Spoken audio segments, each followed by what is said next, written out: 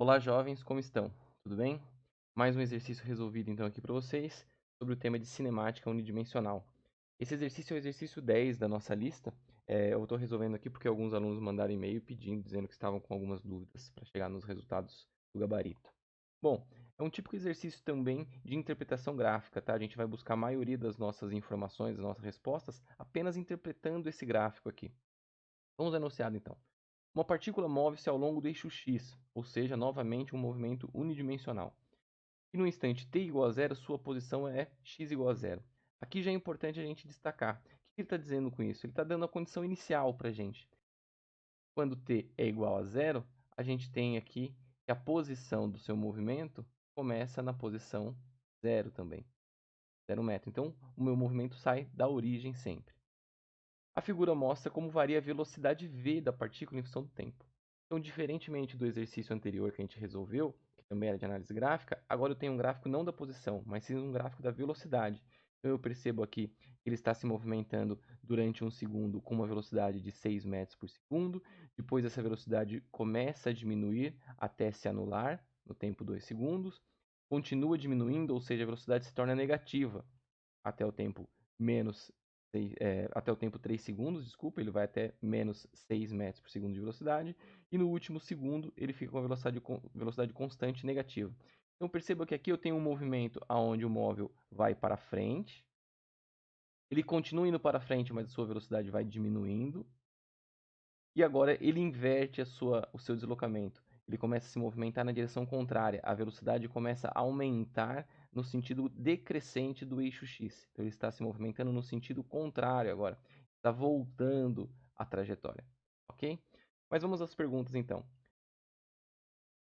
que ele nos pede é qual é o valor de x, né? Qual é a posição da partícula no tempo 1 segundo. E em seguida, qual é a posição da partícula no tempo 4 segundos. Bom, se a gente considerar que estamos partindo então da posição 0, 0 metros, né, da origem, então significa que ele está buscando o deslocamento ΔX. É isso que ele está pedindo para a gente, em cada um desses instantes de tempo. Eu vou fazer um exemplo bem simples aqui, só para tentar elucidar o que a gente vai, como é que a gente vai interpretar esse gráfico aqui, como que a gente tira essas informações a partir de um gráfico de V por T. Seguinte, vamos supor que eu digo para vocês que vocês vão fazer uma viagem, vou fazer aqui um rascunho rápido, tá? Vocês vão fazer uma viagem de carro e essa viagem você mantém a sua velocidade em 100 km por hora. E eu digo que vocês viajaram 1 hora.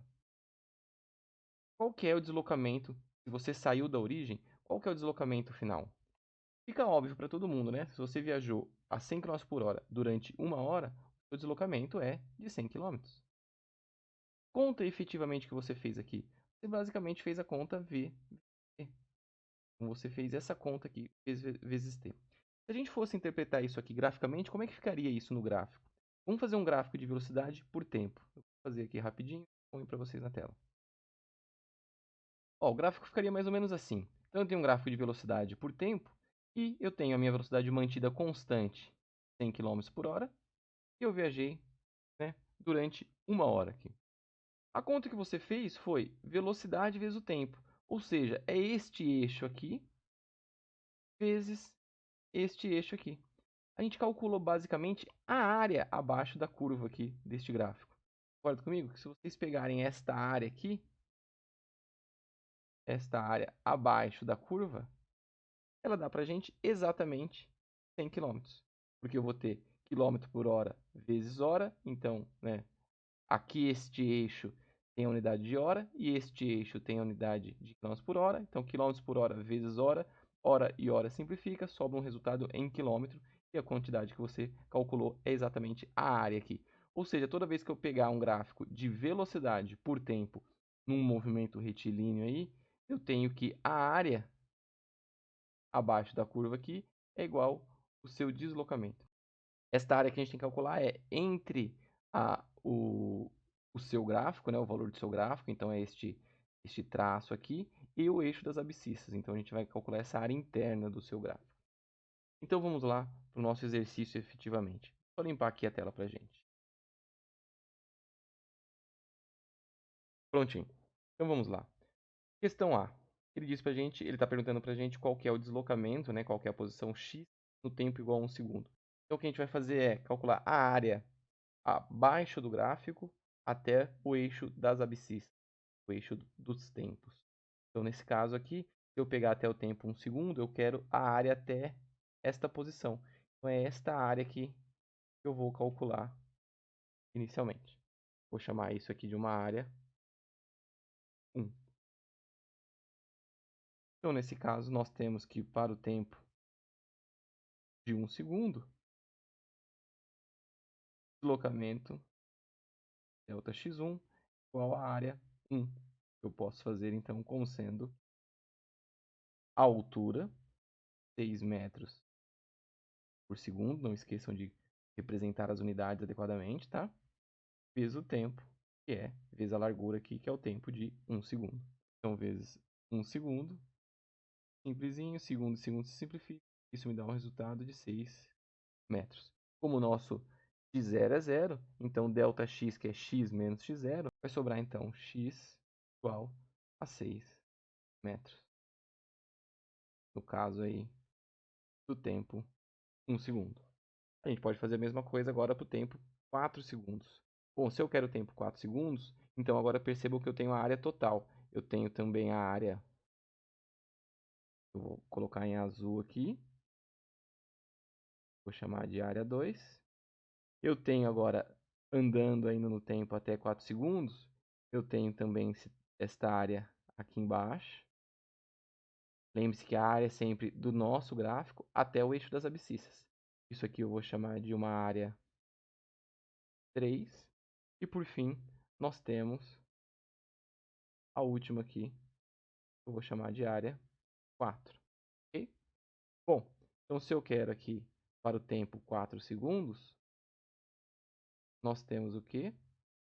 O ΔX total aqui, até 4 segundos, é igual à área 1 mais a área 2, a área 3, mais a área 4. O único cuidado que a gente vai ter que tomar aqui é que a área 3 e a área 4 elas estão abaixo do eixo aqui. Então, elas estão do lado negativo. Isso vai me dar uma área negativa também. Eu poderia calcular os números, tá? Mas, a princípio, antes de fazer isso, eu quero que vocês percebam uma coisa imediata. A gente tem que o meu movimento é simétrico com relação à velocidade. Ou seja, esta área aqui ó, de 6 e 1 segundo, e esta área aqui, menos 6 e também 1 segundo, elas são exatamente iguais, só que com sinal oposto. Uma é positiva, enquanto a outra é negativa. Ou seja, esta área e essa área se anulam. A mesma coisa nessas áreas internas, onde eu tenho dois triângulos formados. E esses dois triângulos têm a mesma simetria, eles têm a mesma altura e a mesma base. Isso faz com que a área 2 seja exatamente igual à área 3, só que com o sinal oposto. Então, a área 2 e a área 3 vão se anular. Isso nos leva, então, a um ΔX4 já imediato, como sendo igual a zero. Então, a posição final, né? A posição final x no tempo 4 seria igual a 0 metros. Ele volta para a origem. E é o que a gente espera, né? Porque ele estava andando numa certa direção, diminui a sua velocidade, aumenta a velocidade na mesma taxa e depois mantendo a velocidade no sentido oposto, exatamente igual ao do começo, né? Então, menos 6, ele anda a mesma trajetória. Então, ele sai de uma posição e retorna para a mesma posição. Ele vai e volta. Mas vamos efetivamente calcular então para confirmar, né? A gente tem que verificar se realmente esta análise é coerente. O que eu tenho aqui, que na área 1 nós já sabemos quanto que dá, é do caso do item anterior, então dá 6 metros, esta área. Eu tenho aqui que a área 4 ficaria como? Tá partindo para mais fácil aqui. A área 4 ficaria a altura menos 6 metros por segundo, vezes o tempo de 3 até 4. Então, também vezes o intervalo de tempo de 1 segundo. Então, isso aqui me dá uma área de menos 6. Agora, se eu quisesse a área 2 aqui, a área 2 é a área desse triângulo. Como é que eu calculo a área desse triângulo? Seria a altura vezes a base dividido por 2. Mas por simetria, se eu reparar aqui, ó, perceba que esse triângulo é exatamente, ele corta aqui, né, a hipotenusa desse triângulo é exatamente a diagonal desse retângulo, que ele tem a altura de 6 e uma base de 1. Então, o que eu tenho aqui é exatamente a diagonal nesse retângulo. Ou seja, esse triângulo tem a área igual metade dessa área aqui. Então, a área 2 nada mais é do que a metade da área 1 aí. Então, isso me dá 3 metros. Assim como no outro caso também, por simetria, esta hipotenusa do triângulo verde aqui seria exatamente a diagonal desse retângulo da área 4 aqui. Então, eu tenho também que a área 3 é igual a metade da área 4, neste caso. Então, ele me daria aqui menos 3 metros também. E aí sim, se você olhar, ó, área 1 mais área 4 se anula, área 2 mais área 3 se anulam, e o nosso deslocamento total seria zero. Beleza? Bom, vamos então para o item B, e eu vou deslocar o sistema aqui para cima e já começar.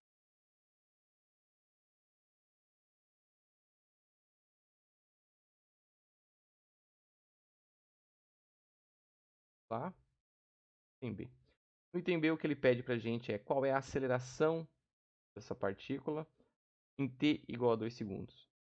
Bom, para esse caso, então, a gente vai usar aqui a definição de aceleração.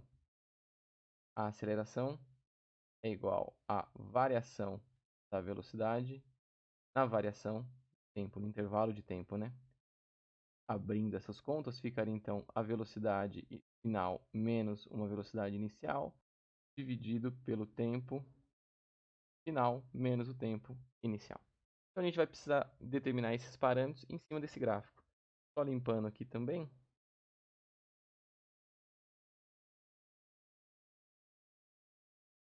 Vamos lá. A gente quer então, o exercício está pedindo para a gente a aceleração no tempo 2 segundos, a aceleração nesta posição aqui. Ó. O que a gente pode fazer? Bom, a gente repara o seguinte, assim como no caso de um gráfico x por t, né, de posição por tempo, se ele fica reta, ele me diz que a velocidade deste movimento seria uma constante. Quando a gente analisa agora o gráfico de velocidade por tempo, a gente tem o mesmo princípio. Se a velocidade em função do tempo é descrito por uma reta, ou seja, tem uma relação linear entre a velocidade e o tempo, isso me diz que a aceleração é uma constante. Então, o que a gente pode fazer é olhar o trajeto onde essa aceleração se mantém igual. Então, a gente percebe aqui que no primeiro trecho, até 1 segundo, a velocidade não muda. Se a velocidade não muda, o que ele está dizendo é que aqui nesse trecho a aceleração é zero. No último trecho também, de 3 a 4 segundos, a gente percebe que a velocidade se mantém constante.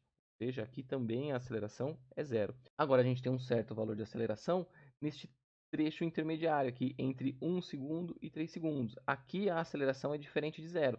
Porém, como o sistema é linear, essa aceleração é constante. Ou seja, em todos os pontos dentro desta reta aqui, a aceleração tem o mesmo valor. Ele vai estar relacionado com a inclinação desta reta aqui.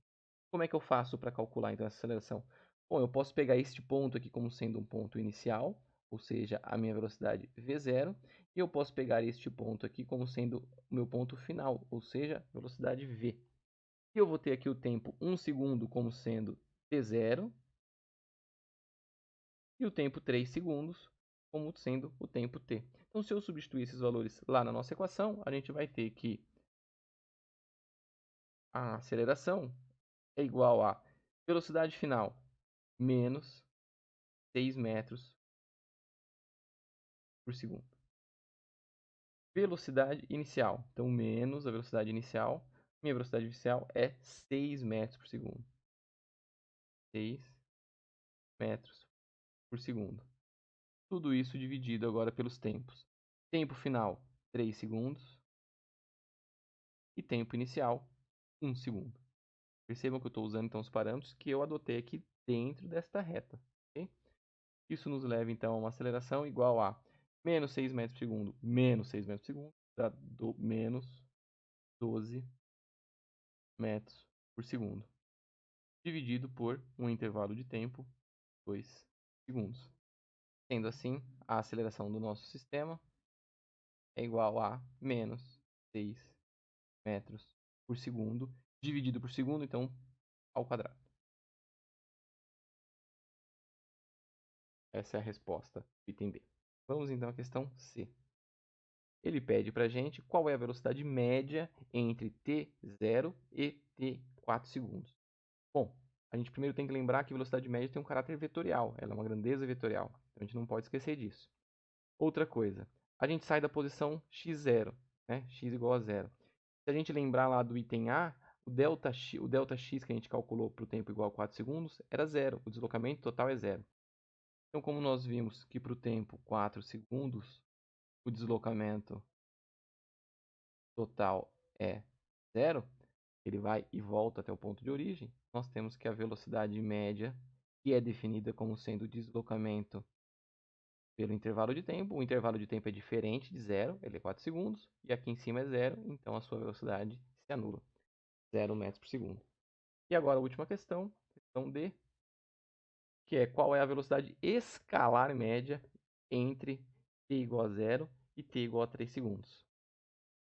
Bom, a velocidade escalar média, chamar de S aqui, ela é definida como sendo a distância percorrida no intervalo de tempo, a distância total percorrida em módulo. Então a gente vai ter o seguinte, a gente viu, já discutimos que a área abaixo do gráfico, aqui entre o gráfico e o eixo das abscissas, ela te mostra o quanto o sistema se movimentou, né, o deslocamento. Então a gente tem aqui a nossa área 1, a área 2, a área 3, certo? Eu só vou usar aqui até a área 3 porque ele está pedindo até o tempo 3 segundos, então até esta posição. E o que eu tenho que deslocamento vai ser agora, o deslocamento vai ser o módulo da área 1 mais o módulo da área 2 mais o módulo da área 3. Por que eu estou trabalhando com os módulos? Porque eu quero a velocidade escalar média, então é a distância percorrida. Eu quero saber o quanto ele percorreu para cá, independente do sentido, o quanto ele percorreu, independente do sentido, e o quanto ele percorreu, independente do sentido também. E a gente já tem isso dos itens A calculados, que o A1 equivale a 6 metros, o A2 equivale a 3 metros, que era metade da área desse retângulo, mais a área 3, que seria menos 3 metros, mas como eu estou pegando em módulo, então 3 metros. Então o deslocamento total é igual a 12 metros. Então se eu quero a minha velocidade escalar, seria 12 metros. Dividido o intervalo de tempo, eu trabalhei de 0 até 3 segundos. 3 segundos. Isso me dá uma velocidade escalar de 4 metros por segundo.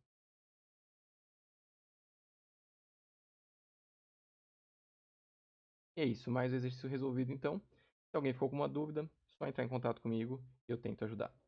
Valeu, até o próximo.